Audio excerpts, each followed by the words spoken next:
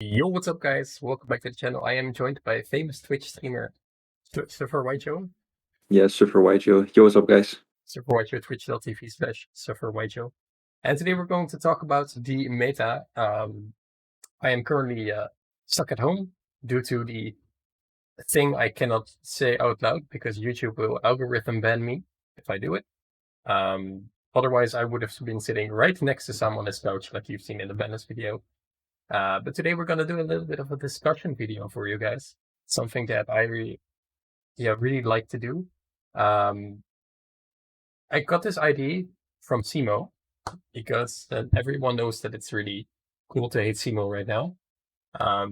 But he recently, of course, made his tier list video, and I was looking at it and I was thinking, this is so bad. Like, this just cannot be correct. So I wanted to do it for myself, but after like trying to get all the decks in the right places, it was so difficult that I just decided that it is just not possible to make a tier list like we are used to. There's no A tier, there's no B tier, or tier 1, tier 2, tier 0. It just doesn't apply for this format. So I'm gonna put a tier list up real quick. We're gonna talk about that for a little bit, and then we will give our own opinions about it. So I just sent this over to you, so you just saw this for the first time. Yeah. It's quite interesting. So let's just start walking I through mean, it. he hits a little. He Yeah, gets a couple of the decks right. Yeah, exactly. But I think he misses the point of the meta currently. So he has on tier 1 just a Drytron deck and the Virtual World deck and Eldritch, which is all just pretty fine on tier 1. But the thing of this format is, to start the discussion off a little bit already, is it's just so diverse. From what we saw from the extravagance, there was no correct deck to play. And if you look at the online tournaments and its statistics and the other deck lists from other tournaments and locals, etc., there is not like a clear 3-tier deck format right now. There are like 10 decks that are good, basically, and I think they can all beat each other. Because the reason that people started playing trap decks was because of VFD. So it makes no sense that if there's VFD in the format, that the only tier 1 decks are one deck that doesn't have a very good VFD matchup, and a deck that loses to VFD instantly. And then you have Drytron, which summons Vanity's Ruler, and both other tier 1 decks lose to that. And that also makes no sense that is then tier 1 and not tier 0, and that the other decks are just as good. It kind of feels like he missed the point, because everyone has been playing these slow decks in this format, and this entire format has become slow, because the Vanity's Ruler and the VFD has become so oppressive. Yeah, I think if you look at the decks like in the triangle, it's the wrong way to look at it, because it's not like we all remember like the Dusseldorf format where you had Altergeist, Thunder Dragon, Sky Striker, where Thunder Dragon had a good Striker matchup, Striker had a good Geist matchup, and Geist had a good Thunder matchup.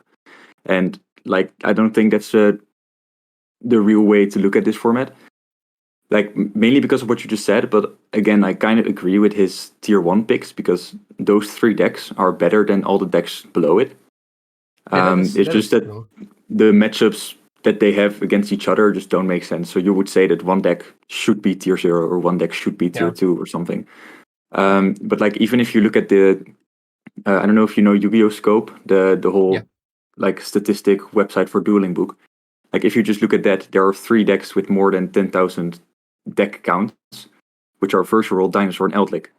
And Drytron like lags behind with only 80,000 plays, where Virtual World is almost 18,000.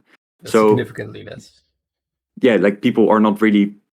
More people are playing Dinosaur than Drytron, and Dinosaur is still like in a pretty good matchup or a pretty good format. But like, I don't know how he put it. I agree with what you say. Like, what people in Yu-Gi-Oh! Usually do is they look at a format and they say it's a triangle format. It has been like that since, I don't know, man. It has been like that since Duelist Alliance, where you had Shadow, Necros, Clifford, Burning Abyss, and it was a triangle. But like, that's when it started, because this deck has a good matchup versus that deck, and that deck has a good matchup versus that deck, and then Clifford is somewhere in between. And people really always tend to do that still, but it just doesn't apply in such a wide variety format. It does really surprise me though that the ban list was so good. I didn't expect this out of the ban list. But yeah, okay, let's go to tier 2 then. So we have dinos, which have seen apparently it has been played on Dueling Book quite a lot. But if you look at tournament results on like Facebook, the deck lists that have been shared, extravaganza lists that have been shared, I have seen almost no dinos. It's literally like they're just gone. Yeah, I think like the problem with Dino right now is they have an okay, like they kind of lose to trap decks. Like not really, but like their matchup is not as good against monster decks. Like if you played like 2 formats ago with Adamantipator and they like baited a couple negates, summoned UCT and Book of Moon your whole field, you just lost the game. Where right now, like the fields that you're gonna have to play through are either one VFD or one ruler or one of the like herald rituals. Yeah, and or like 5 back row. Yeah. Yeah, exactly. So there's like less pressure to give. Where I've played with Triton against Dino a couple times, and the main thing with the you lose to is either like they have a droplet, which they all main, they have Dark Ruler, which they all main, they have Terraforming into Mine, stuff like that. So it's like, I think Dino is only going to get worse when people are starting to like build their decks around losing to like dumb cards. Like people already are starting to cut Vanity's Ruler. Because everyone is anticipating it and everyone's playing like Book of Moon and like even Dark Hole and stuff.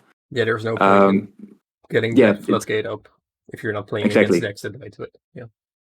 Exactly. So I think like the most decks are going to go into the whole Herald stuff, and then Droplets is going to come back. And I guess Dino can use Droplets, so it's like Dino's in a really weird place. But I think they can still like beat a lot of stuff. Misk is still insanely broken. It's a solid deck. It's a very solid deck. They have pretty strong end fields as well. Yeah, it's just not as good as it used to be. Yeah, it's just such a slow format that you cannot count on your conductor to just kick over 5 monsters per game. Yeah. That's basically it. Okay, so then we have Geist, which in my opinion also kind of comes out of nowhere. The thing I'm more offended about is that from all the trap decks that are viable this format, only Geist is up on tier 2. But we're gonna have a discussion about it later. Then he has the Ecclesia, then I think he means with that the Invoked deck as well, which is a pretty solid tier 2 deck right now. Still just a solid deck. So much value out of that deck. That deck's also just gonna get worse though. Yeah, that's true. The more people that are gonna pick up Drytron, the more people are gonna main deck Droll, the more people with Invoke Dogmatic are gonna just lose to main deck Droll. It has such an easy loss condition as well. If you just negate and destroy the Alistair, the deck passes. That's it. Yeah, they need to have like an insane good hand to play through that. Yeah, they have like 2 Ecclesia, something like that. Yeah. So then we have Prankrit, which definitely deserves its place up there. And then we have Zoo, which also definitely deserves its place up there. Then we go to Rogue, and that's where things for me really fall apart because, again, the tier 1 decks are kind of correct because those decks are objectively just better. So if you look at it's funny that he put Salamangreat here, but we were testing over at your house a couple of days ago, and Dion was playing Salamangreat, and I just noticed that the deck just died to every new card. Yeah. Just such a power. So that was kind of my thing, how good are the tier 1 decks? They are significantly better. You can just objectively say that Eldritch is just a better deck than Altergeist.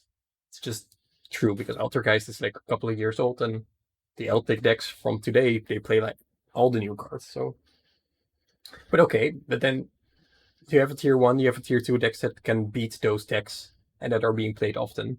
Then you have Rogue, and the Rogue doesn't really make sense because Infernoble's dead. It's just dead. I think you can still keep Infernoble at Rogue. I just don't agree with Salamangreat because Infernoble it got off of the whole like Fire Warrior kind of build and it started playing Rusty, and they can do a lot of stuff. They can still like put up Herald Charles Gearfried or Herald Charles with Savage. Yeah. So the end field didn't really change. You just don't have the hand to look at, with the smoke grenade. It's gotten significantly weaker, so it's not tier 1 anymore like it used to be. But I think it's still like roguish. It's not like it's definitely rogue. It's not worse than like Dragon Link or I think that Rogue is a very good place for this deck to be in because I don't think it can ever, without the link cross, can be a meta contender again. Although it's a very solid deck. It's like one of those decks that the one guy at locals will play for eternity, and he's getting really good at it, and it's scary. But there were like so many other decks that are just better. That's it.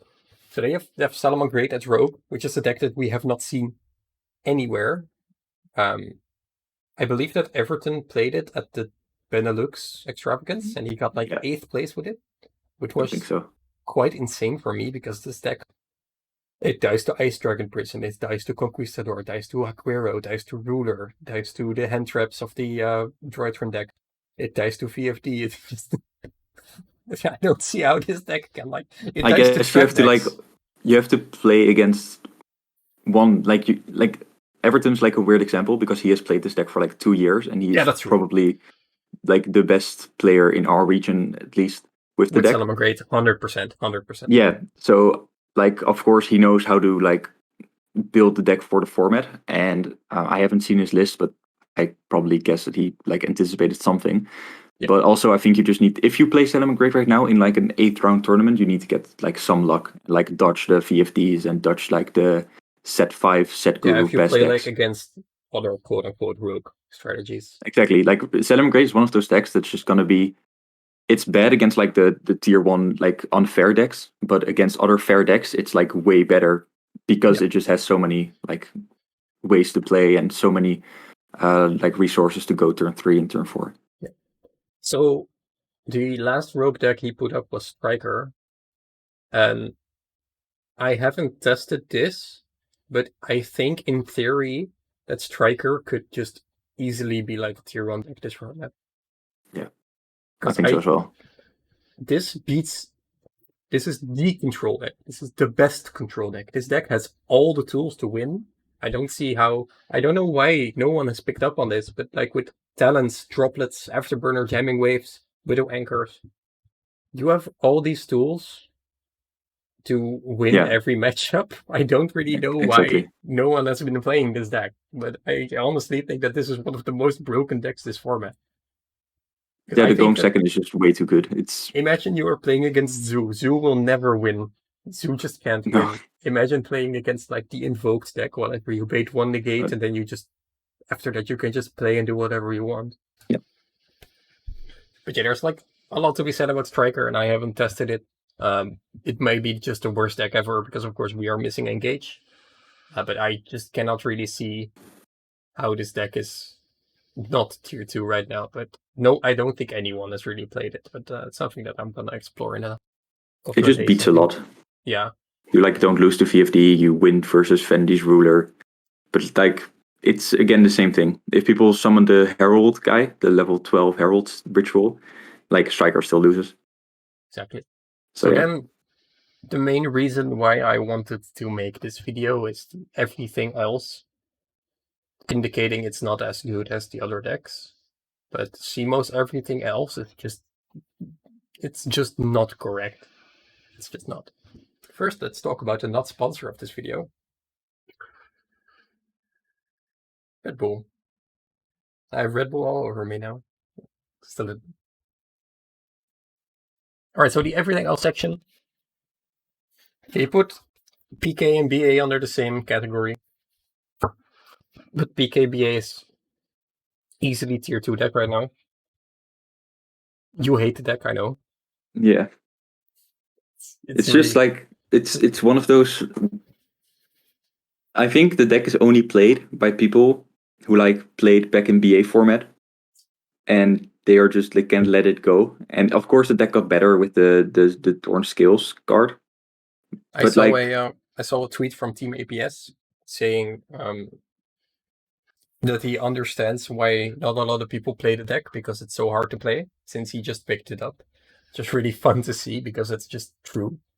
It's indeed people that cannot let it go, but they already know all the lines of play. And this is definitely a deck that you need to know all the lines of play. This is one of the most difficult decks that I've ever played. It's so easy to make one small misplay and then just end on a significantly worse board. No, but I can see that, but then again, like why would you play BA over like any other combo deck? It's fun. But why? pretty good. It's Like, why would actually, you play BA over Adamantipator, bro? I don't get it. but it's really versatile. Like honestly, it has a insane going first port, ending on IP or Dragoon, Evil's Farm Nightmare, Bardi, Beatrice, and another popping grave, 2 Fogblade sets, which is quite insane. And if you go second, you can play through like so much as well. Just not VFD, but you main droplets for that. So Like, it has the options, I guess, but if then I look again, at the other rogue decks, then this definitely doesn't deserve to be there. no, I agree with that. He also said in his comment section that Yeah, he commented that after an update, it it should should be be higher. higher, but I think it should be way higher. All right, then we have Shadow. Shadow is a deck that has been losing popularity and has been gaining it at the same time. We've seen the rise of the slower Shadow decks right now, I think. The trap Yeah. decks, just a quite interesting thing to see because I think that can be really, really good. Just all the value of like Dynamiscus discard and Shadow is just insane to me. But I don't know. I don't think this deck is easy rogue contender. Don't you Yeah, think? people are like just it's an easy rogue contender, but people are like they went off of the whole invoke Shaddoll strategy. Like you have the invoke Shaddoll Dogmatica deck still, but like Yeah. they're just like Schism Turbo.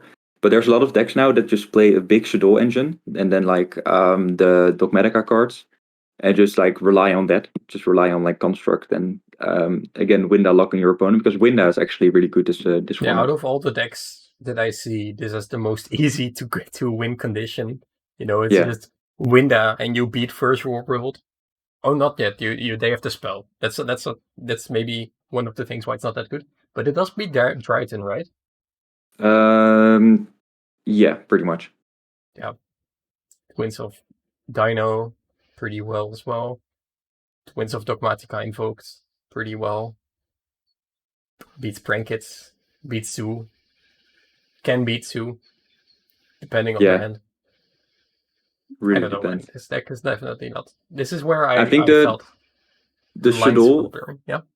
the whole Shaddoll engine, like I've played against it a lot, and it really depends on the player.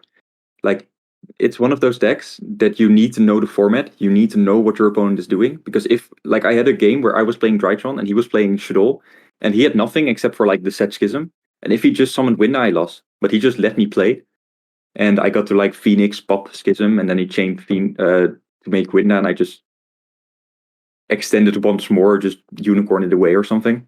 Yeah. So it's like if you know exactly what you're doing with that deck, it can be really good. But if you're like just have Schism and you have never played Shaddoll or something, it just really relies on the player. I've won games that I just should have lost.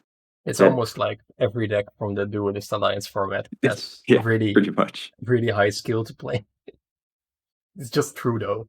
I Yeah, love that deck so much.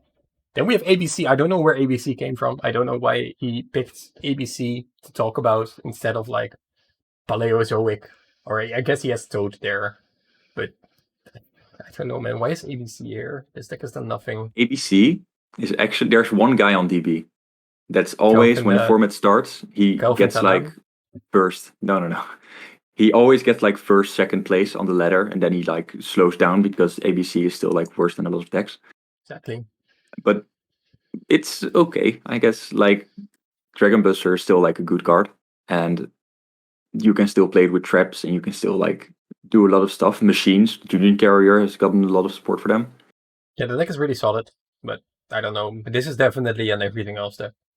Yeah, This is one hundred one of the percent. few decks, just like Dragon Maid, that I don't think needs to be discussed in a I tier think list. everything else is like there's the deck can be good, but it relies on the player. Like we have the one dueling book player with No, but ABC. that's You the have the same. Dragon Maid deck. That's the same with Salamangreat and Infernoble and Yeah, Striker and Brankets even. I don't know, man. like yeah, that's why I don't not really agree with this list. But It's just the lines are so blurry because everything from tier 2 to everything else, it's just like so you can merge yeah, them and it would be completely fine. This is no, by the way, we are maybe a little bit late to saying this. This is no hate to Cimo, of course. Um, it's just a very, very hard format, and I just personally don't think it is correct to make a tier list video. We are giving commentary about the tier list format, And Cimo has given us a nice template to work with, but this is no hate at all to Cimo, or saying that he's dumb or saying that he did it wrong. We're just saying we don't agree with points, because of course we are living in an entire different continent and things around here are very different. And to start off with things that are very different here, the next deck that you put up is Guru, which is something that I have a very strong opinion about, but I don't want to make it too big. But this is easily one of the best trap decks in the format right now, being one of the best engines to play combined with traps, because one hidden city is a +2, which is already insane. And this if this deck isn't tier 2, then I don't know what is, honestly. I think the main problem with Guru is the consistency. And the player. And the player, like, you need to know a lot of things about the deck to play it. Like, there are a lot of like dumb rulings that the deck has. Like, you can very easily cheat with Guru. But then again, like it just really, really depends on like your opening hand. Like, I've played this deck and my hand was just like 4 traps and a Guru, and like the Guru is set and all my traps are like solemns. Yeah, but like if your opponent has an okay hand, they just break your board, and if your Guru gets rid of like Unicorn or something, you just don't have an engine. From my experience that I have played this deck in this format, is that if you open 5 traps, you will survive for 3 more turns. So yeah, okay, that's true. If you play it out 100% correctly. I guess it's player dependent, but this doesn't deserve to be at everything else. And, I don't know. I don't really want to go in depth because I'm biased as fuck. I think you're probably right. I think it's a combination of player and deck knowledge. Yeah, but I think the main cause of the Guru not being as popular is the consistency, because you really need to open Hidden City, or you really need to open a Guru, and like if you do not, like you're way behind. But like in Altergeist, you just need to open a monster and like Altergeist is like 2,000 starters. Yeah, exactly. So it's a lot different. They're like both trap decks, but Guru just relies on a better hand. Then Dragon Mates, don't think we need to talk about that really. It's been gaining a lot of popularity. Did we skip over Dragon Link as Rogue? Yeah, I think we did. Combo deck. This isn't Rogue, this is tier 2, but no one's playing it. But Dragon Maid is just like Dragon Link, but then worse. Why would you play this deck if you can just summon Noctovation and win? Then we have Emancipator, which is your favorite deck. I'd personally classify this as Rogue, right next to Guru, saying it's very player dependent. Yeah. And build dependent. I think the problem with Emancipator right now is there's like a couple of different ways that I play the deck now, and there's like blind second ways that like you just summon your whole hand and just break the field like that, because all the Emancipators are still like really good, like the tuners. And there's also like builds that abuse, like that I also played, that we did a deck profile on, with like the Reptide, Leonite, Dragite, Formula Synchron stuff. But that really relies on the attributes. And I think the deck is like tier 2 if you open Parallel Exceed. If you do not open Parallel Exceed, it's nowhere on the list. Like, it relies on that card way too much. Okay. And yeah, it's just... Yeah, it plays it next to like Infernoble. In that case, like, it can be insane, but it can also be just god-awful. Yeah, exactly. Then we have Mystic Mind. Shoutouts to Michael Diaz. And this is Rogue, pretty much. It's a back row format. People are maining Cyclone nowadays. And mine cannot stand main deck of cards. Then we have Paleozoic, which I'd also say is tier 2. This isn't really even that player dependent. Of course, it's a back row deck. You need to play it out perfectly to get the most out of it. But I don't see how Virtual World or Dryatron consistently win off this deck, even if they start, because then the deck just sets 5 pass, and a Paleozoic back row deck is way scarier than a Guru back row deck. I can even see this deck outgrind like Eldritch easily. Yeah, but it's again, I think the same problem as Guru. If you like open 5 good traps, you're like behind again. Like, you can stop your opponent, but you're still like really needing a top deck. And this deck, no, it doesn't really, because this deck makes toads out of its traps, you know. Yeah, but those traps are like all low impact traps. Like, the only like really good ones are like the Canadian and stuff. Book of Moon. Book of Moon, let's go. Come on, man. Dynamiscus, still like. Yeah, I guess it hasn't aged well. I agree with that. Exactly. All right. So did he miss anything? Is there anything you can think of that isn't on the list? Not really. I think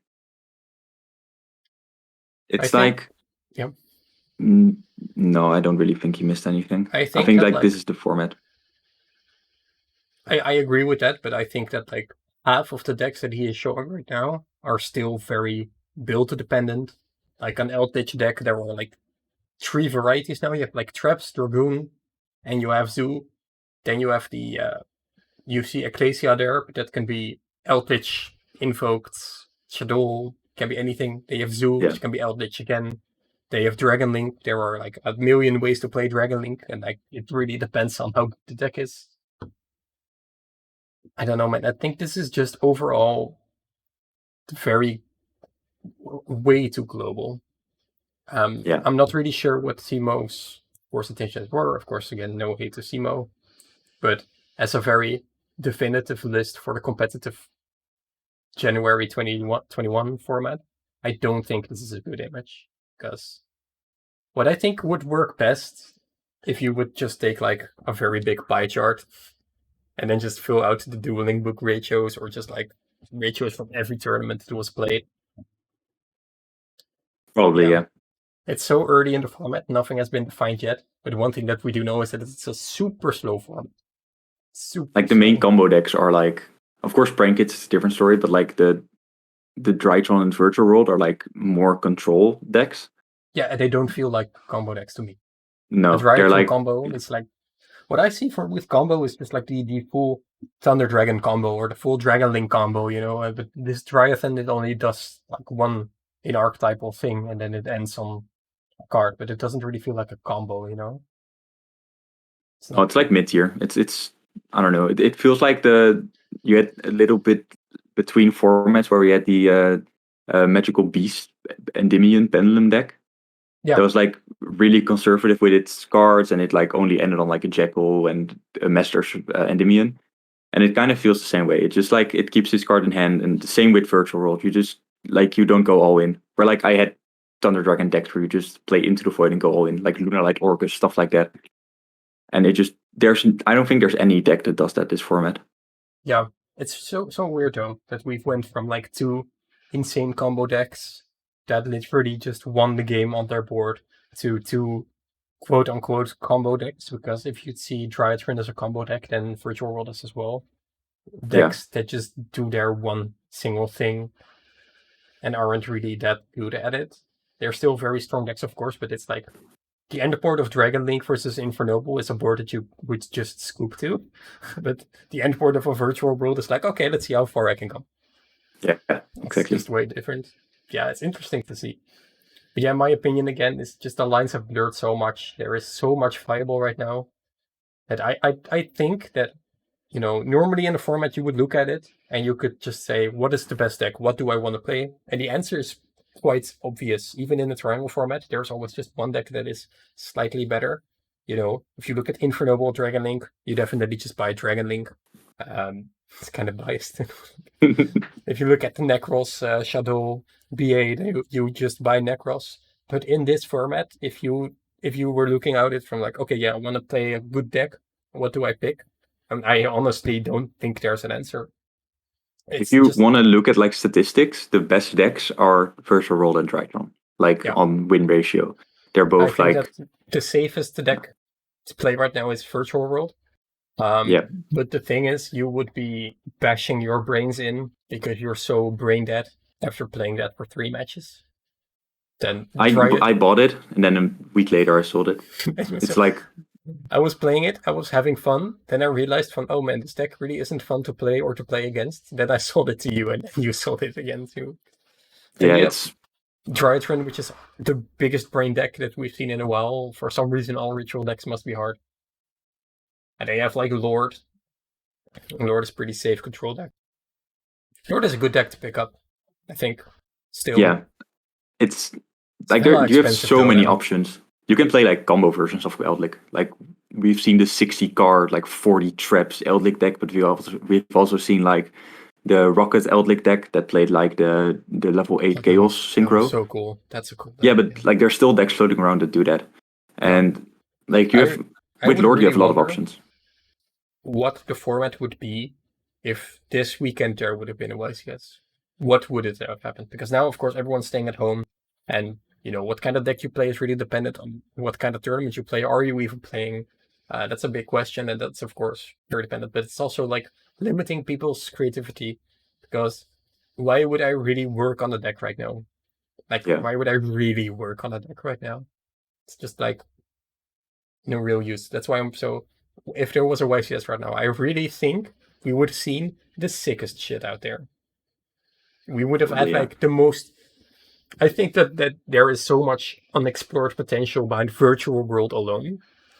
There's like a PKBA deck with it. You have like the True Dracos with that deck alone. There's so many ways you can still go because it hasn't been explored yet. Together with the Drytron deck, like, what if we mix the Drytrons together with like Necros? I know people have done it before, but like not like the best.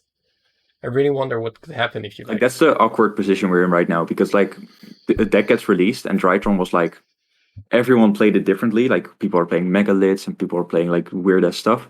Then Jesse Cotton, like he got second place, I think, with like Heralds, and now everyone's playing Heralds. And it seems like the best variant, but it's like people stop like playing the deck with different shit. Yeah, but it's just and they just go to one thing. Like and I think earlier, like if you, Oh yeah. No, go ahead.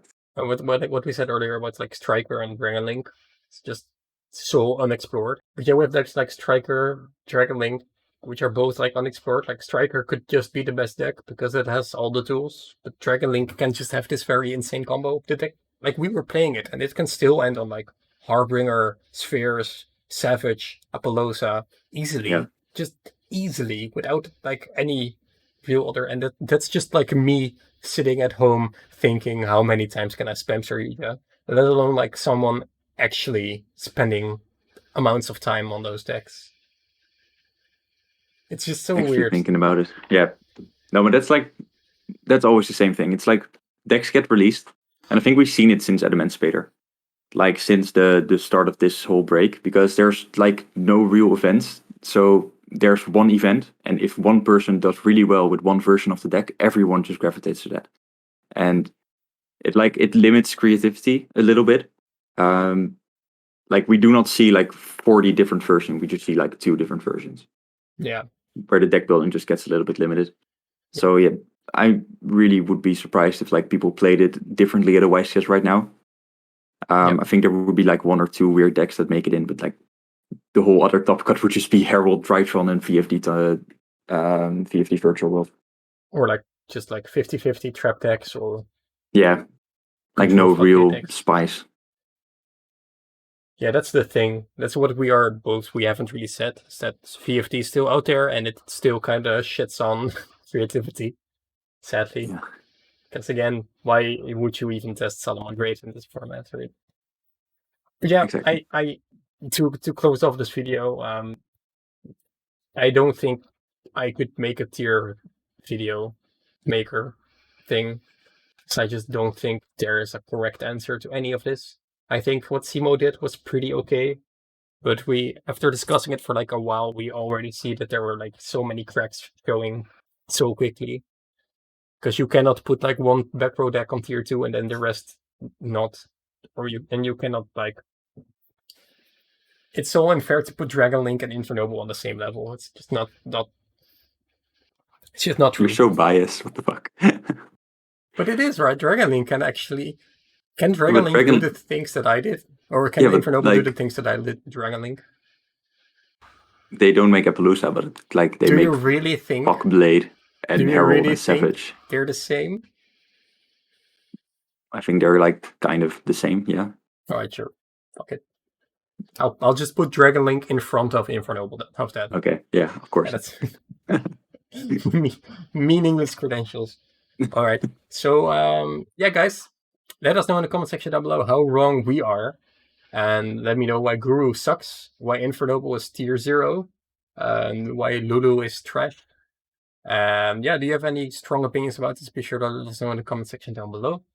And yeah, let me know if you like this kind of styles of video, because I had a lot of fun just talking for half an hour about dumb shit that we don't really know as well. And yeah, more deck profiles coming in soon, as soon as I can leave my house. And yeah, see you guys in the next video. Thank you, sure. Sam, for joining me. Yeah, no problem. Bye, guys. Bye.